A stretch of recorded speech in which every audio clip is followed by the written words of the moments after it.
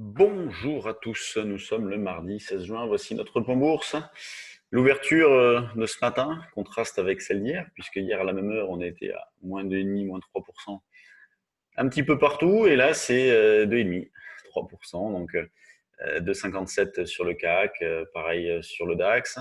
Des marchés qui se sont fortement repris donc hier déjà dans la journée, et avec une accélération en fin de journée suite aux déclarations de la Fed qui a annoncé racheter de la dette obligataire d'entreprise.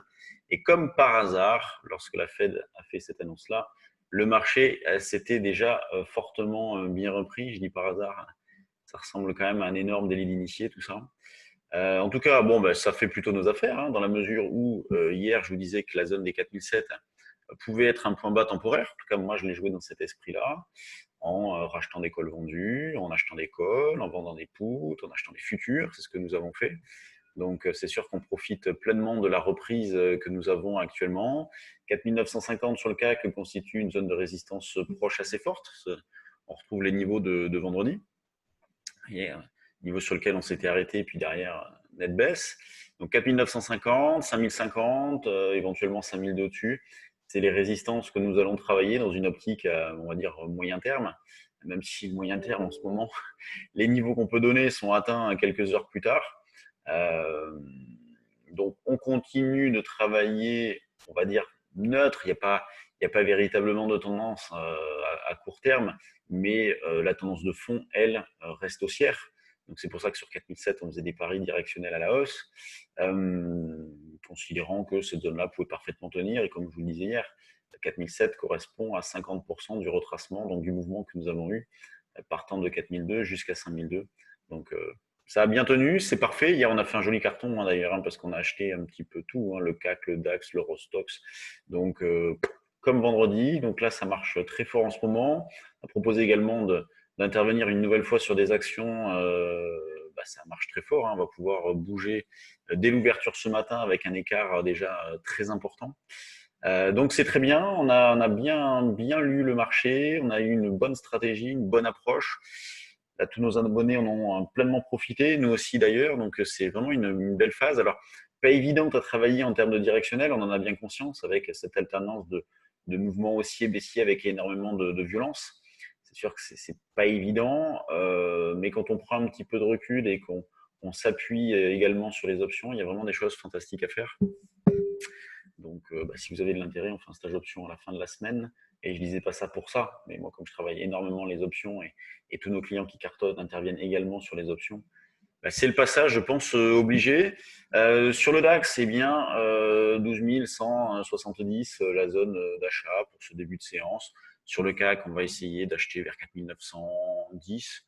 Vous voyez, donc, bon, ça fait un retracement important. Là, on raisonne en termes d'écart type par rapport à des plus hauts. Graphiquement, c'est pas des zones évidentes, mais c'est des respirations assez logiques. Si jamais on revenait sur ces niveaux de prix-là. L'eurodoll a profité aussi des annonces d'hier soir, hein, pour rebooster. Donc, il est resté très calme hier pendant la journée. Là, on est à 1,1338. On cherche toujours à acheter sur des replis. Un premier pli, on peut réviser le niveau, vous voyez, au niveau de l'alerte ici, un 13,13 pour tenter un achat agressif. Sinon, c'est plutôt un 12,80, 90. La zone support, les actions, le micro tient plus. Sur les actions, il n'y a pas énormément de news ce matin. Nous, dans cette phase-là, on se concentre surtout sur les valeurs du CAC avec Accor, Vinci, Safran, hein, toutes ces valeurs-là que nous avons travaillées, sur lesquelles nous avons pu faire de beaux écarts. On reste sur la touche concernant les bancaires. Moi, ça ne m'intéresse pas du tout de travailler ces valeurs-là, même si elles ont une forte volatilité. Je sais pas, j'aime pas du tout. L'aéronautique, méfiance aussi.